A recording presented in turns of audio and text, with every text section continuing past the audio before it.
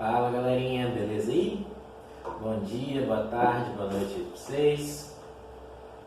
Na aula de hoje vou falar com vocês sobre características gerais dos seres vivos.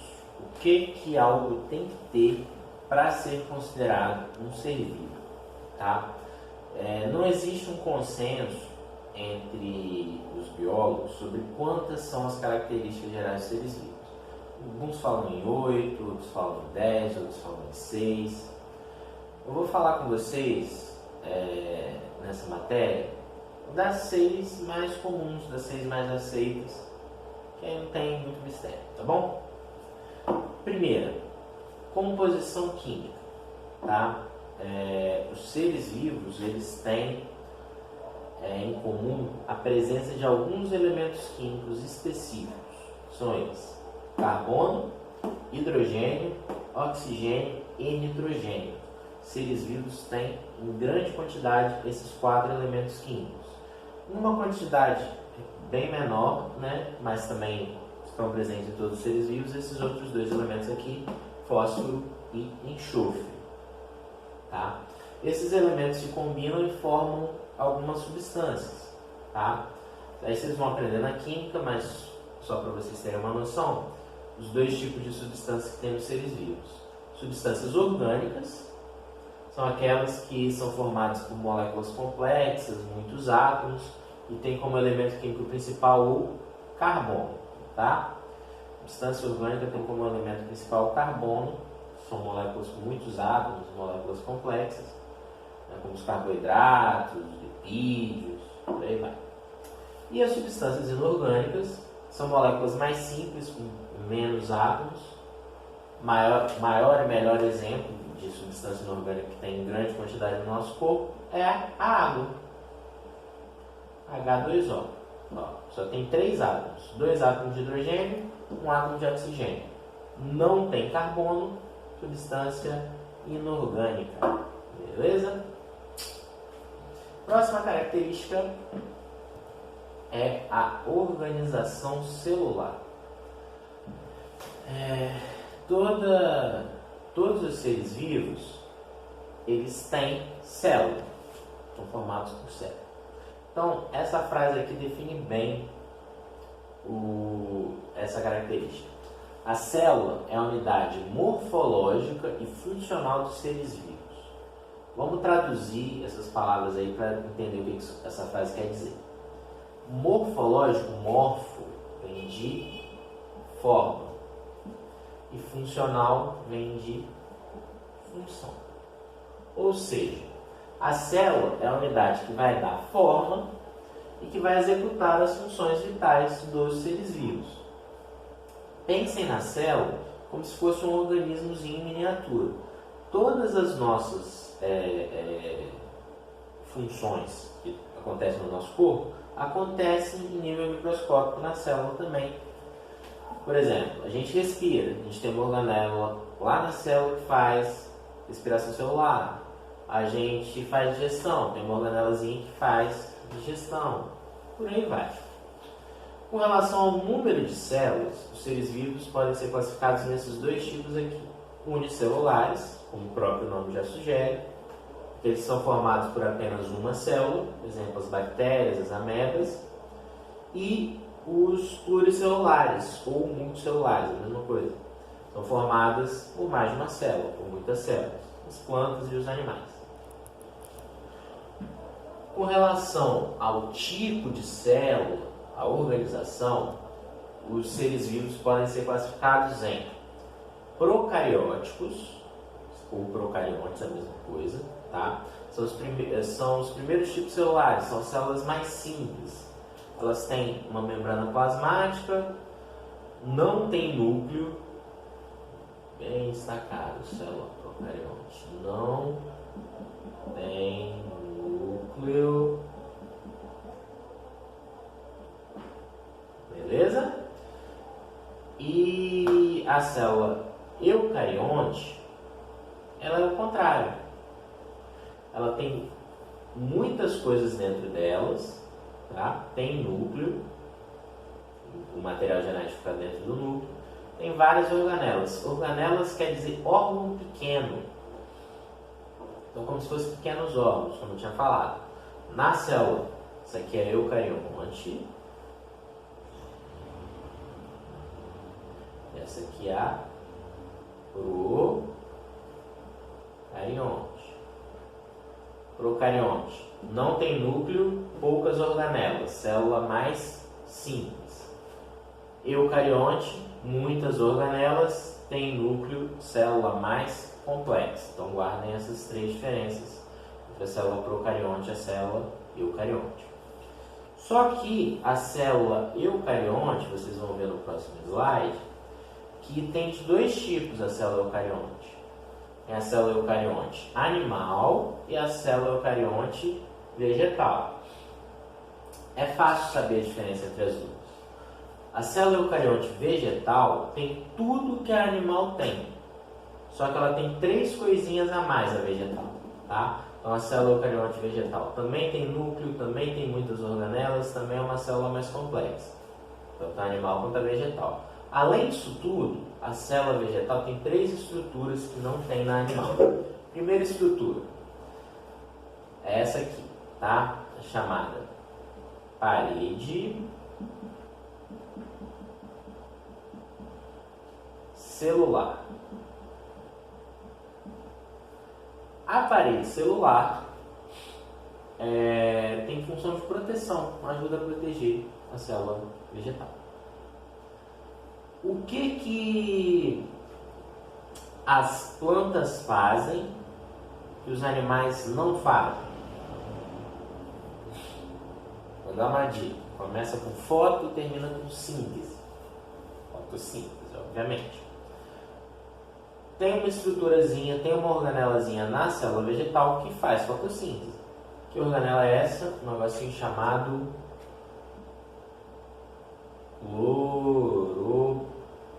cloroplasto. Cloroplasto, peraí, deixa eu botar aqui, parede celular, faz a proteção. Cloroplasto, fotossíntese. Tranquilo? E tem uma terceira coisa que tem na vegetal que não tem na animal. A função dela é bem simples. É armazenamento de substâncias. O nome esse negócio grandão aqui em azul, que é o vacúolo. Tá? Pensa o seguinte. As plantas, elas não formam gordura como os seres humanos, os animais formam. Você não vai passar numa floresta, tá uma árvorezinha lá, né, beleza? Aí depois fez muito sol, aí você vai passar lá, pô, essa árvorezinha aqui tá gordinha, né? Não. A forma como as plantas armazenam energia é diferente da nossa. A gente forma gordura, as plantas armazenam essa energia da fotossíntese nessa estrutura aqui, chamada vacúolo. Então, vacúolo, função de armazenamento.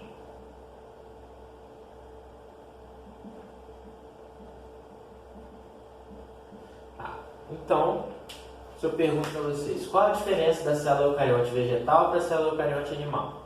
Célula eucarionte vegetal tem tudo que tem na célula eucarionte animal e tem três estruturas a mais, que são a parede celular, que possui função de proteção, o cloroplasto, que faz a fotossíntese, e o vacúolo, que faz armazenamento de substâncias. Beleza? Então podemos partir para a próxima característica, que é a reprodução. Ser vivo, obviamente, precisa se reproduzir, senão eles seriam extintos, as espécies seriam extintas. Então a reprodução é um processo fundamental para a manutenção das espécies, para a manutenção da vida de maneira geral. Porque é através dela que ocorre o aumento do número de indivíduos na população ou a reposição dos indivíduos que morreram, os indivíduos mortos, tá? Existem basicamente dois tipos de reprodução, a assexuada e a sexuada. Cuidado para não fazer confusão entre as duas, tá? A assexuada, muita gente vai pensar, assexuada que não tem sexo, não é bem isso, tá? Assexuada quer dizer que não envolve mistura de material genético, tá? E sexuada tem mistura de material genético. Então, na assexuada, eu tenho apenas um indivíduo participando do processo. Então, um indivíduo. Beleza. É uma célula que vai sofrer divisão e originar duas células iguais à original. Sendo assim, vai ter muita variabilidade genética ou vai ter pouca variabilidade genética? Não vai ter praticamente nenhuma, tá? Só vai ter variabilidade genética na reprodução assexuada se ocorrer um processozinho chamado de mutação, que é um erro durante a divisão celular, que aí faz com que as duas células filhas não sejam iguais. Tá? Mas então aqui, pouca variabilidade.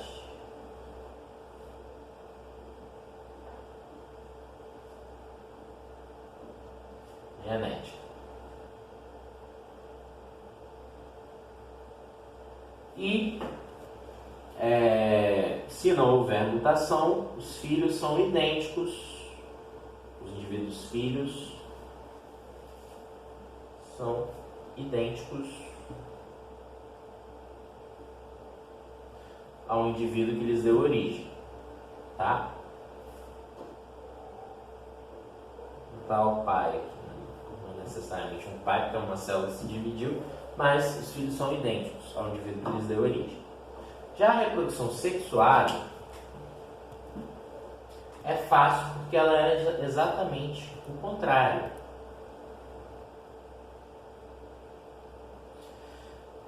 Na reprodução sexuada, eu tenho dois indivíduos da mesma espécie.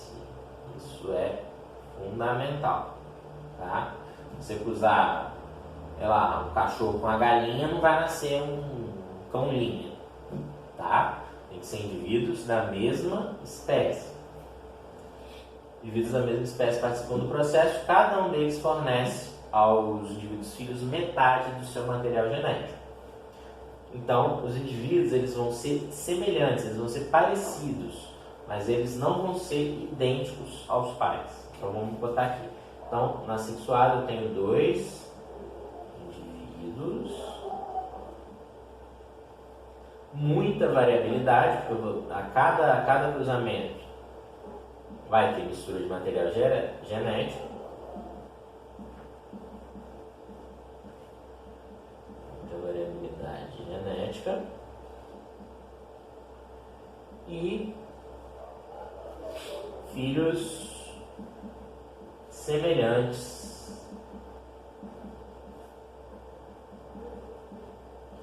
mas não idênticos aos pais. Liga, Rancho.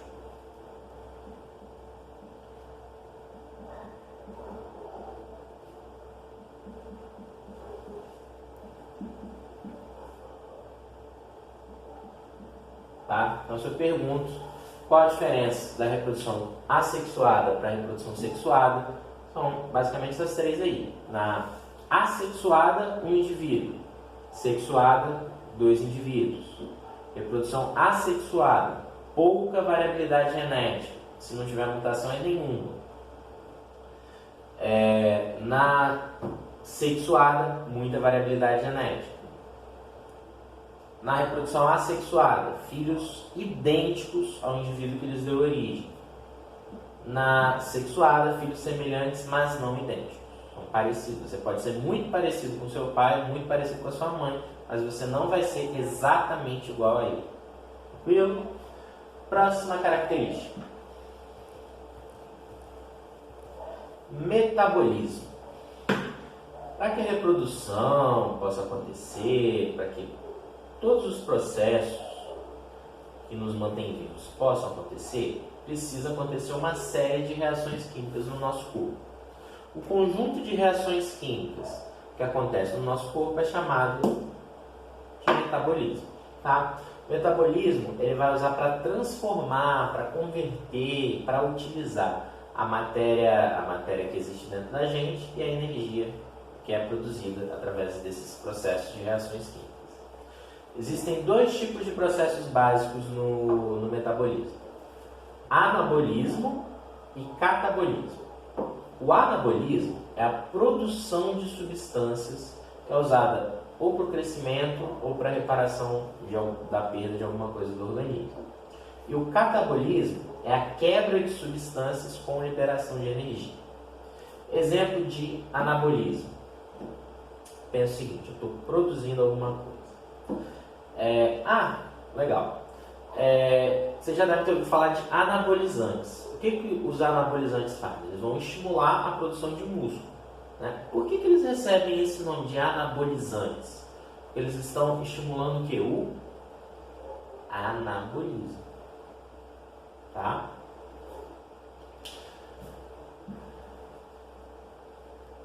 Catabolismo é a quebra. Então vamos pensar. Por exemplo, a fotossíntese. Fotossíntese, que eu já falei lá na célula eucarionte vegetal, graças ao cloroplasto ela acontece. Tá? A plantinha vai pegar a luz do sol, vai pegar água, né, vai pegar o gás carbônico, vai transformar aquilo ali, né, em energia para ela, em alimento.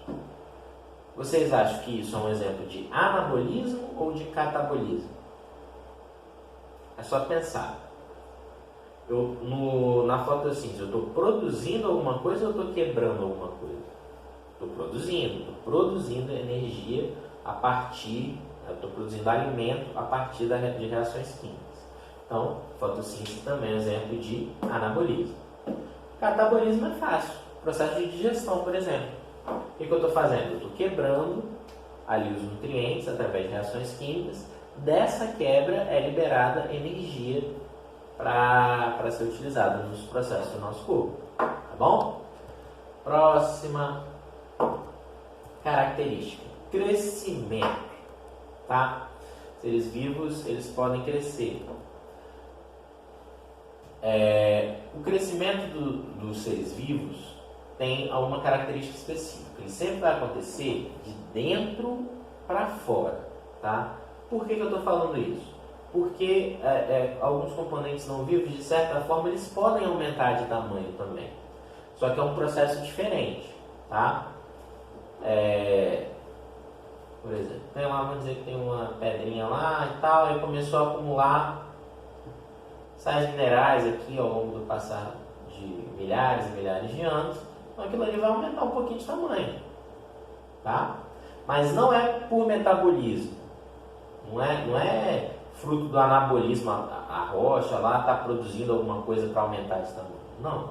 É porque caíram aqui sais, areia, terra, sei lá, foi aumentando aqui. Aquilo ali foi se aglutinando, foi juntando aqui. Então, não é decorrente do metabolismo, é por deposição de matéria na superfície. E ocorre, então, de fora para dentro. Os seres vivos é exatamente o contrário.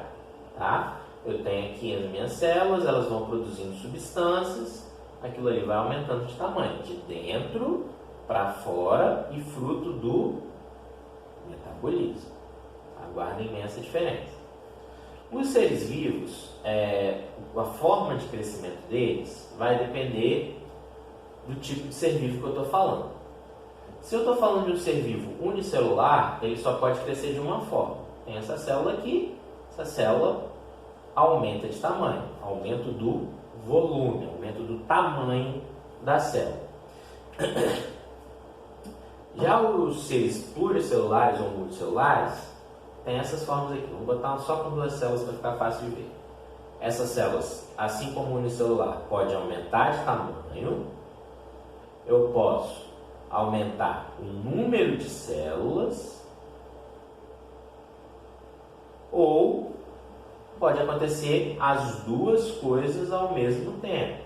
Aumentar o tamanho e o número de células. Tá bom? Por que o unicelular só pode crescer por aumento do volume celular? Fácil, né? Se ele é unicelular, quantas células ele tem? Se aumentar o número de células no unicelular, ele vai continuar sendo unicelular? Não, né? Então, o unicelular só pode crescer por aumento do volume da célula, e os pluricelulares ou multicelulares por aumento do volume celular, por aumento do número de células, ou as duas coisas ao mesmo tempo, aumento do volume e do número de células. Beleza? Próximo.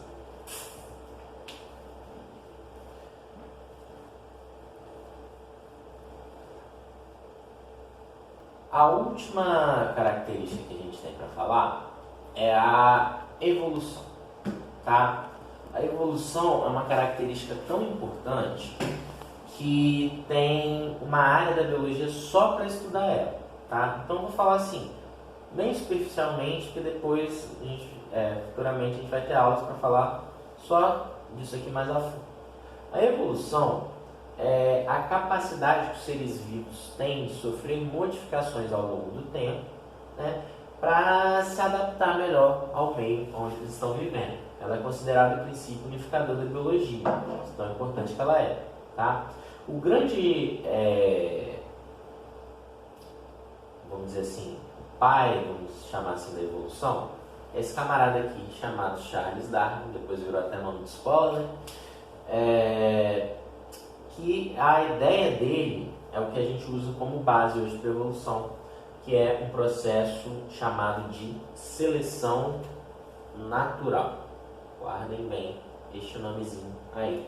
Vou explicar no próximo slide como é que funciona a seleção natural. Seleção natural, que é a ideia do Darwin, ele é um processo que vai se basear em 3 observações, vamos dizer assim. Primeiro, os indivíduos de uma população não são idênticos entre si. Segundo, nascem mais organismos do que o ambiente pode suportar, assim poucos vão sobreviver. E a terceira é que tem disputa por recursos do ambiente. Os indivíduos com características mais vantajosas têm maiores chances de sobreviver e se reproduzir, passando essas características vantajosas para os seus descendentes. Então, os indivíduos não são idênticos entre si. É só você reparar, por mais parecido, mesmo que você tenha um irmão gêmeo, se é 100% exatamente igual a ele, uma diferençazinha ou outra acaba tendo. Nascem mais organismos do que o ambiente pode suportar. Por que nasce?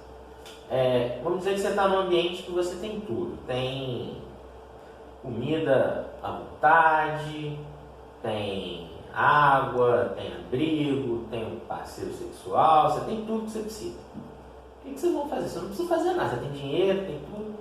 Vai reproduzir, né, filho? Aí vai começar a nascer novos indivíduos.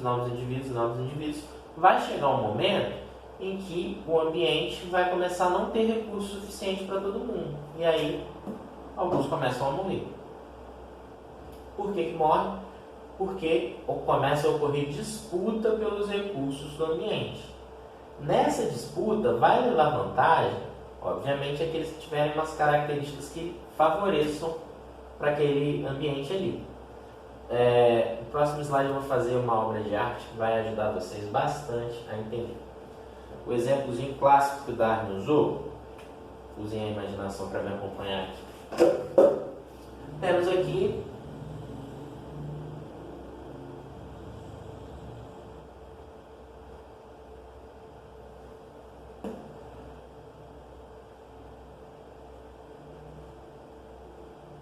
o que é isso? Fácil, né? Uma girafa. Existiam girafinhas de pescoço curto e girafinhas de pescoço longo. Viviam lá em paz, em harmonia, até que chegou uma hora que começou a aumentar muito a população delas e começou a faltar alimento. Aí o que acontecia? Aqui as frutinhas, tal, bonitinhas. As girafinhas de pescoço curto só alcançavam os frutos mais baixos. As girafas de pescoço longo, além dos mais baixos, alcançavam os frutos mais altos que as girafas de pescoço curto não alcançavam. Aí o que aconteceu? Começou a acabar esses frutos mais baixos aqui. Pescoço longo pescoço curto não alcançava os frutos mais altos, começaram a morrer de fome. As girafas de pescoço longo conseguiam comer esses frutos mais altos, conseguiam sobreviver, se reproduzir, passando essa característica vantajosa adiante. Ou seja, a característica pescoço longo era mais vantajosa para aquele ambiente em que estava faltando alimento. Então, lógico que isso não é do dia para a noite, né? Mas com o passar de várias e várias gerações, foi se perdendo essa característica aqui de pescoço curto e ficou apenas a característica mais vantajosa, que era ter pescoço longo. Então, guarda o seguinte, porque muita gente costuma errar, falar de maneira equivocada, que a seleção natural fala que o indivíduo mais forte sobrevive. Não é isso, tá? Não é isso. Seleção natural fala que é o indivíduo mais adaptado, uma característica mais vantajosa, que vai sobreviver. Não necessariamente é o mais forte. Às vezes é mais vantajoso você ser mais rápido, você ser mais esperto, você ser mais alto, você, sei lá, né? Então não necessariamente o mais forte, sim o mais adaptado. Então essas são as 6 características gerais de seres vivos que a gente vai trabalhar, tá? Só relembrando, composição química, carbono, hidrogênio, oxigênio, nitrogênio, os seres vivos têm. Organização celular, todos os seres vivos são formados por célula. Reprodução é o processo necessário para a manutenção da espécie, né, para o crescimento do número de indivíduos. Tem a reprodução assexuada e sexuada. Crescimento, que tem a diferença lá dos seres não vivos dos seres vivos. Crescimento dos seres vivos sempre de dentro para fora, fruto do metabolismo. Metabolismo pode ser anabolismo ou catabolismo. Anabolismo, produção de substâncias. Catabolismo, quebra de substâncias com liberação de energia. E evolução, os seres vivos têm a capacidade de evoluir através do processo de seleção natural. Tranquilinho? Espero que tenha ajudado. Qualquer dúvida aí me procurem, usem a sala de aula virtual. Tudo de bom para vocês. Até a próxima. Valeu!